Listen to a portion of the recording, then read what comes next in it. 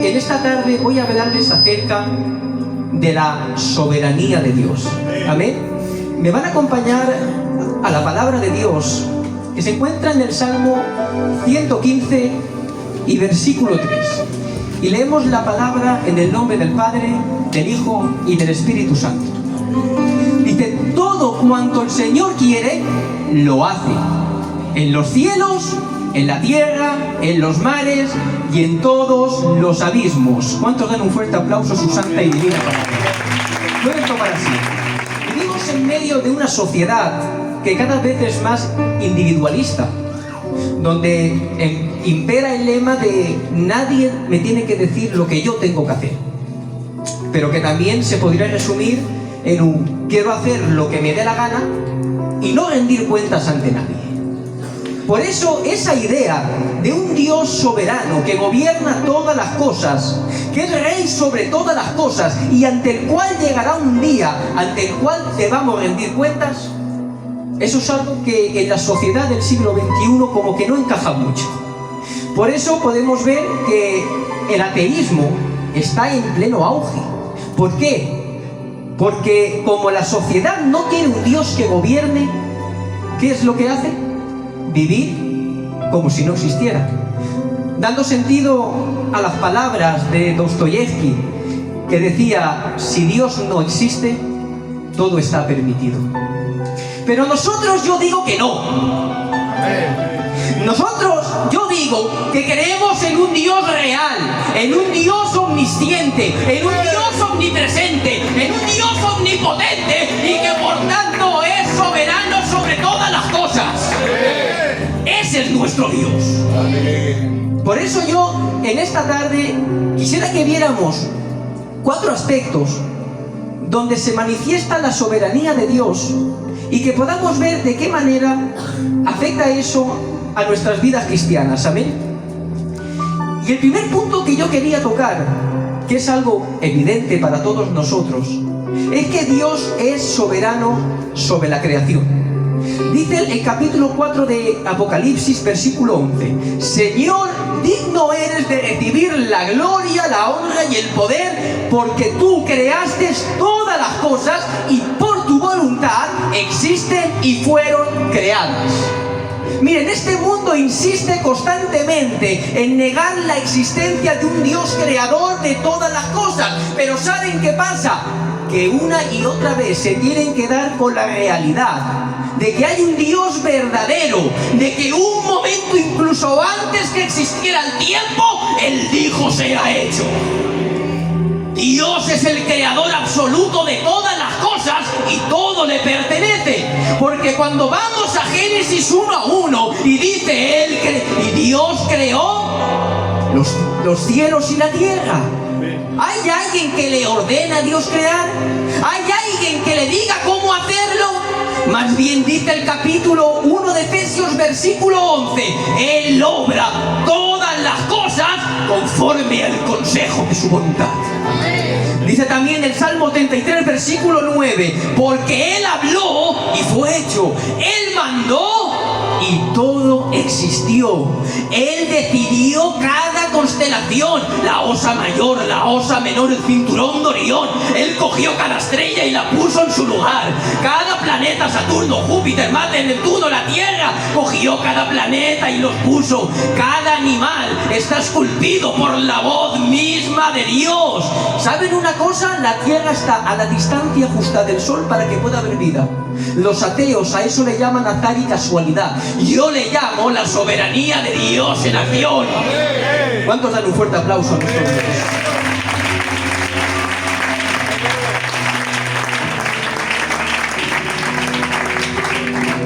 Pero miren, la soberanía de Dios no solo podemos verla en que Él es el creador de todo, sino también en que Él cuida de todo. Podemos verla en su providencia. Dice el Salmo 145, versículos 15 y 16: A ti miran los ojos de todos y a su tiempo tú les das alimento. abres tu mano y sacias el deseo de todo ser viviente. Lo que la palabra nos dice es que Dios no solo es el creador de todo, sino también el sustentador de todo. Hay unas personas que se llaman teístas, y los teístas enseñan que sí, que hay un Dios, que hay un ser superior, que creó todas las cosas, pero que dejó que esas cosas funcionaran por sí mismas y se olvidó de todo. Pero mi Dios y tu Dios no es ese Dios. No me conformo. Mi Dios y tu Dios no es ese Dios. Mi Dios y tu Dios es el que dice en Colosenses 1:17, Él es antes de todas las cosas y en Él todo permanece. Dios no ha dejado la creación a la deriva, gobernada por las leyes naturales, sino que es su palabra la que sustenta todas las cosas. Él hace que cada mañana amanezca el sol sobre ti. Él hace que a su tiempo no falten las lluvias sobre los campos para que el fruto no falte. Él hace que cada ave del cielo tenga alimento sobre su pico. Él hace que al león no le falte su presa. Y ahora viene lo mejor. Él hace que no te falte un techo.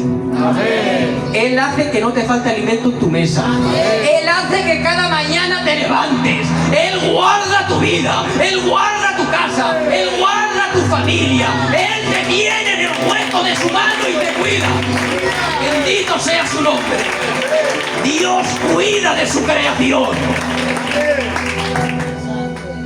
Miren que incluso el curso de la historia está bajo la soberanía de Dios. El hombre ha tomado elecciones totalmente libres, pero esa elección libre del hombre no rompe con el plan de Dios, porque Dios no tiene plan A, plan B y plan C. Eso somos nosotros. Si falla uno, tenemos el otro. Dios solo tiene plan A, porque en Dios no hay imprevistos. Él es omnisciente, Él sabe las cosas antes que sucedan. En Dios no hay ningún imprevisto nunca. Por eso, una libre elección nuestra jamás puede romper el plan de Dios. Por ejemplo, podemos ver eso en la historia de José. Los hermanos tienen envidia de José, ¿verdad? Yo creo que todos conocemos esa historia.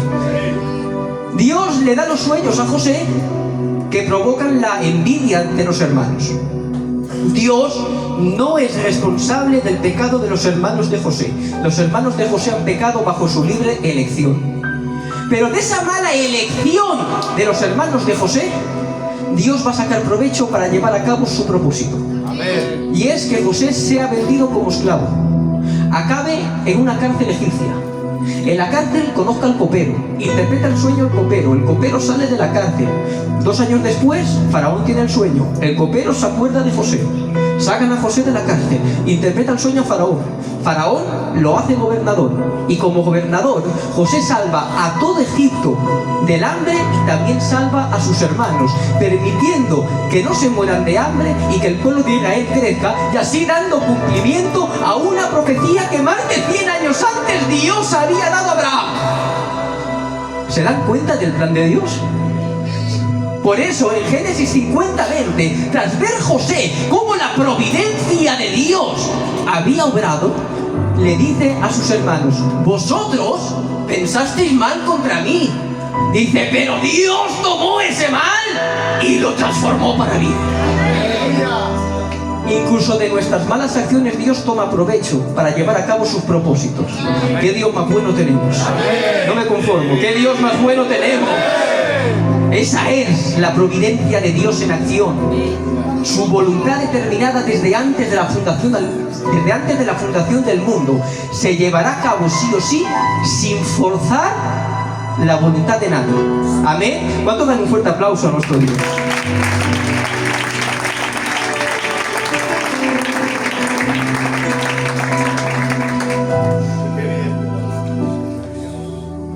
Y dentro del mensaje voy a los 2 puntos que más nos pueden escoger. La soberanía. Dios también es soberano sobre nuestras oraciones. Dice 1 de Juan 5:14, si pedimos conforme a su voluntad, Él nos oye.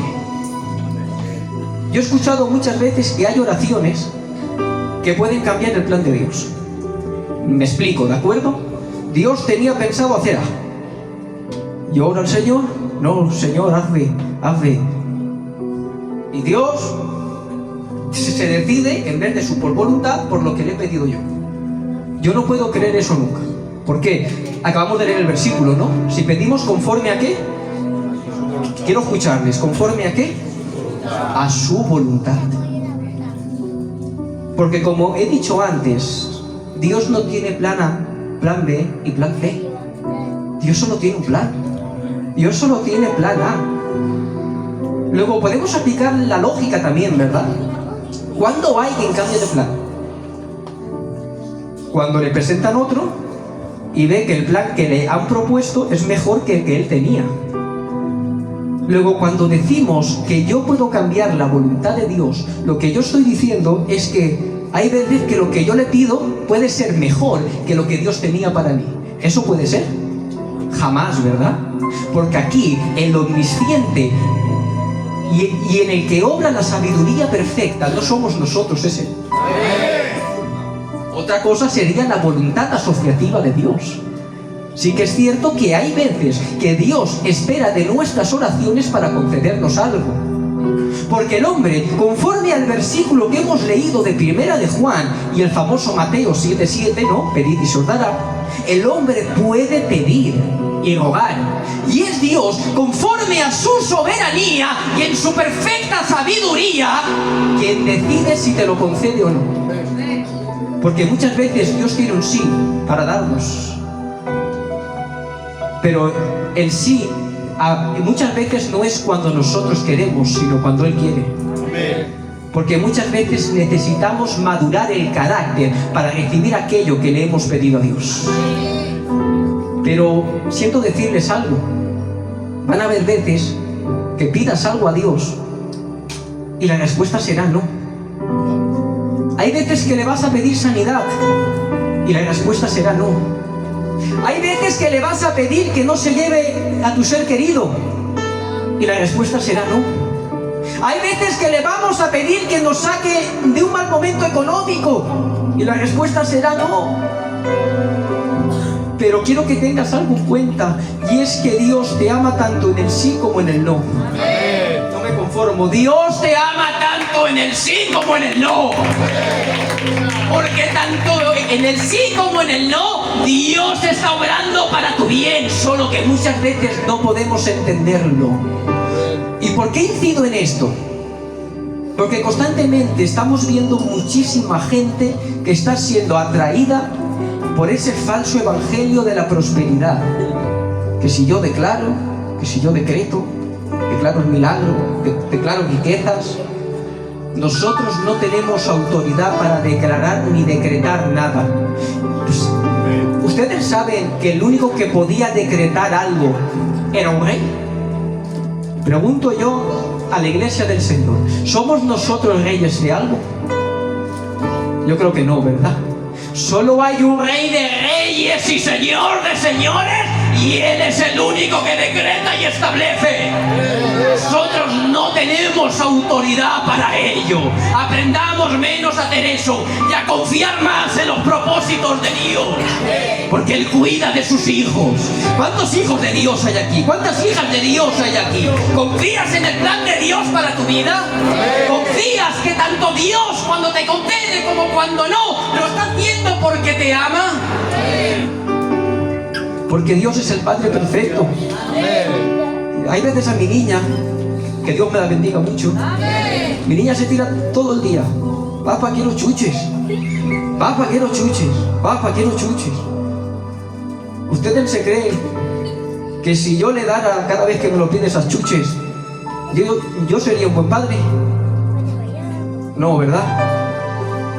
Porque un buen padre es aquel que da lo que el hijo necesita, no todo lo que los hijos le piden.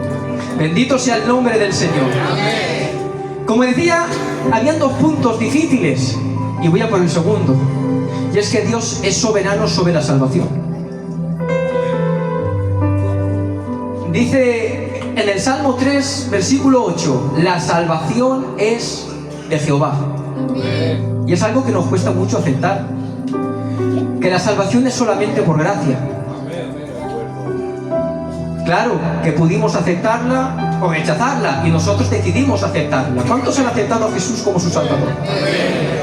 Pero aún así, no hay ni una obra, pero ni una con la que contribuyas a tu salvación. Porque si algo nos muestra claramente las Escrituras, es que antes de venir aquí, nosotros no queríamos aceptar a Cristo. Dice el capítulo 7 de Romanos, versículos 7 y 8: la mentalidad pecaminosa del hombre es enemiga de Dios, pues no se somete a la ley de Dios, ni tampoco puede. Los que viven según la naturaleza pecaminosa no pueden agradar a Dios. Dice también Efesios 2:1 que estábamos muertos en delitos y pecados. Luego, el hombre en su estado natural no puede tomar la iniciativa de venir a Cristo. No puede hacerlo, le es imposible. Fue Dios quien tomó esa iniciativa, decretando desde antes de la fundación del mundo cómo se llevaría a cabo ese acto de redención. Pues nos dice en 1 de Pedro 1:19 que el Cordero fue predestinado desde antes de la fundación del mundo para venir y morir por nosotros en la cruz. Es Dios quien toma esa iniciativa, viniendo a nuestro encuentro, iluminando la oscuridad que hay en nosotros. Y es entonces cuando nosotros podemos aceptar o rechazar esa salvación. Pero como decía, yo creo que aquí habemos cristianos y cristianas que hemos aceptado a Cristo como nuestro Dios y Salvador. Usted está aquí porque un día Dios vino a su encuentro. A pesar de cómo éramos, Él iluminó todos nuestros sentidos y nos dio vida en medio de nuestra muerte. Bendito sea el nombre del Señor. Dios inició nuestra salvación y la perfeccionará cuando seamos llamados a su gloria. ¿Cuántos dicen un fuerte gloria a Dios? Pero ahora viene la pregunta clave, ¿vale? José, Dios es soberano sobre la creación, Dios es soberano en su providencia, Dios es soberano sobre mis oraciones, Dios es soberano sobre la salvación. Pero ¿cómo afecta eso a mi vida cristiana?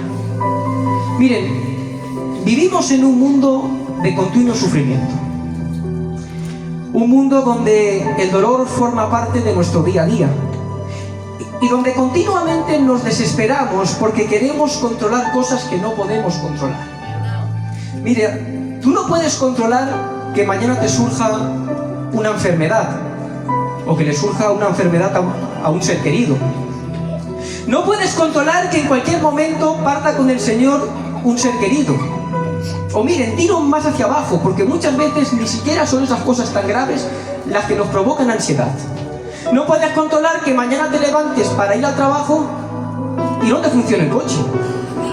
Miren, habrán veces que podrás todo tu empeño en criar a tus hijos de la mejor manera, pero sus decisiones no las puedes controlar.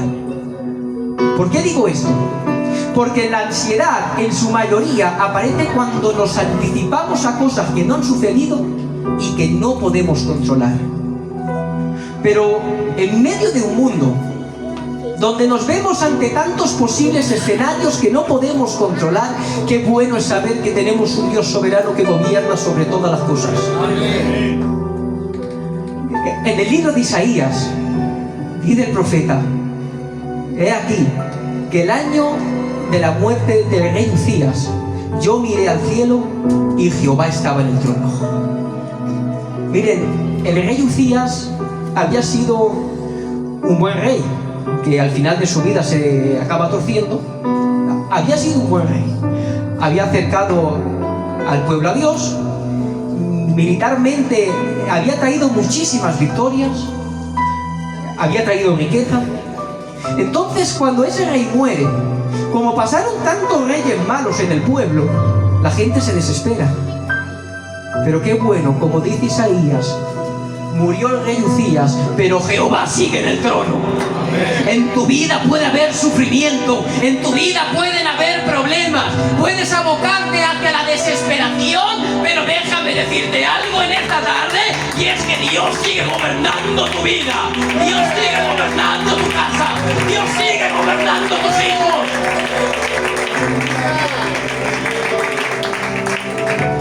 Qué bueno es saber que hay situaciones que de nuestro control se escapan, pero que a Él no se le escapa el mundo. No hay problema más grande que la mano que Dios. ¡Jamás! Dios vela por tu casa.